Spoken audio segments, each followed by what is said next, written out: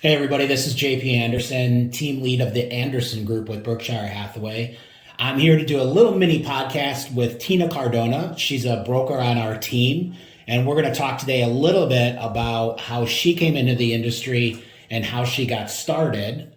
So Tina, how did you start your process with getting into the industry?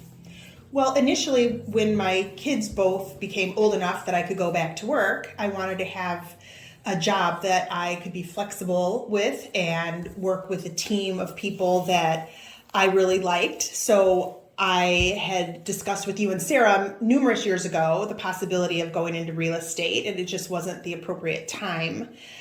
So we touched base, and I learned some of the ins and outs from you guys, and then decided that it would be a good fit for me and my family at this point in time. And then, as far as, I mean, you had a little assistance, obviously, because we kind of guided you through it a little bit, but the learning aspect of it, and then really the first step, getting your license. So, we know real estate, you just can't go out and start selling or buying houses with your clients. So, That's true. You can't just go out and start selling houses, and I don't know if people fully understand that it's a pretty extensive process. First off, you have to take a 75-hour class to even begin to get your license. And that teaches you the fundamentals of real estate, the principles of real estate, like contracts, legal compliance, marketing, some tips on negotiations, financing, zoning, soup to nuts. It kind of covers all of that. And then in addition, you have an additional testing that you have to go through for the state as well as the government. So you have two tests to take.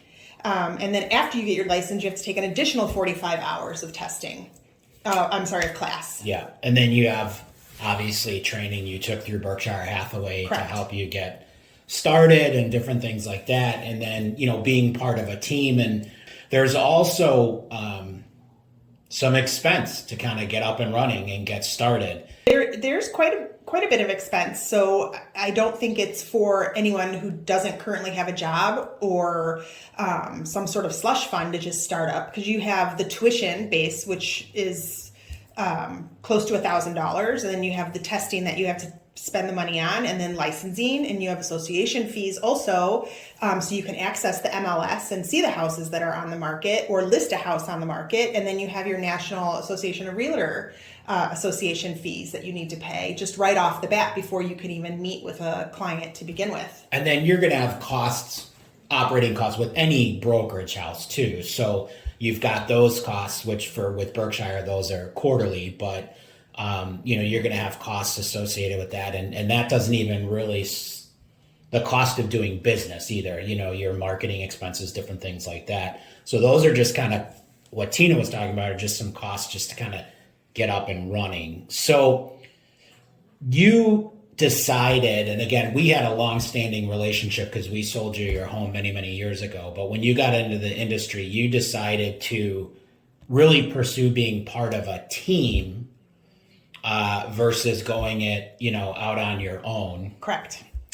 And talk to us a little bit about that process of where you saw the value of being part of a team versus going out on your own, and then maybe some of the things that you've started to do to build your own client base. Okay. Well, the first thought was being part of a team was pretty much a non-negotiable for me. I didn't want to start off blind, and knowing you and Sarah and knowing that the company or the team that you've built and the success that you guys have had, and working with you in the past, it was a pretty solid fit for me.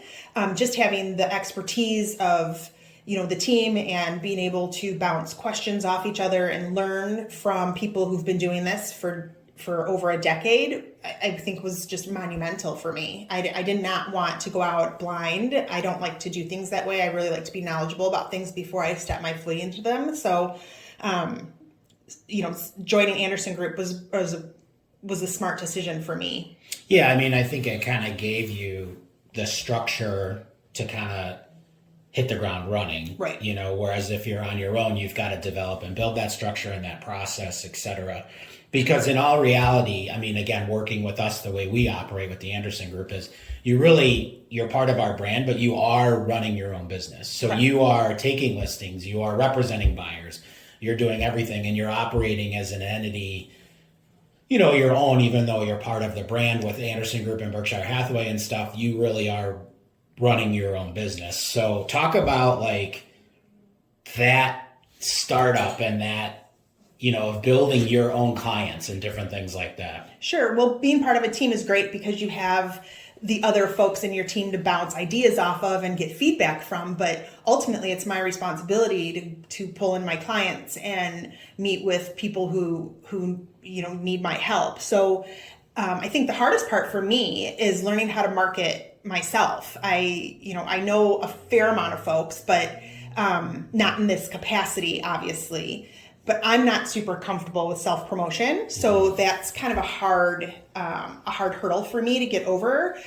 Spreading the news to people that I know about my new career is easy because I can have a conversation with them and I feel comfortable doing so. But I think the social media aspect is not something that I've ever been comfortable with. I only opened an account after we.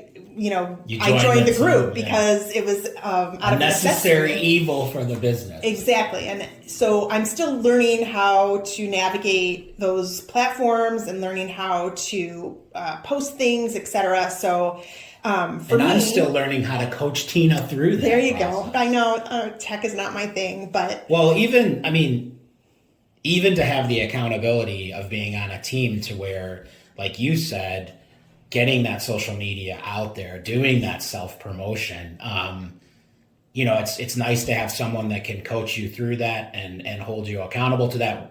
Even though you don't work for us, you work with us. Right, 1,000%. I had to call Sarah last week because I had no idea how to do something. And, she's an expert at it and she was able to walk me through. So, it's building the client base is the next step to gaining more clients. And, I'm hoping that people from my past who know me from the PTA and who know the work I've done at school know that, my work ethic and all those things are something that would benefit anybody who wanted to find a home or need to sell theirs. Because you definitely have the skill set, the intelligence, and in my opinion, what it takes to be successful in this business. So again, that's why we brought you on to the team. And I'm excited. So. I'm excited to continue and grow. And well, listen, I appreciate your time answering these questions.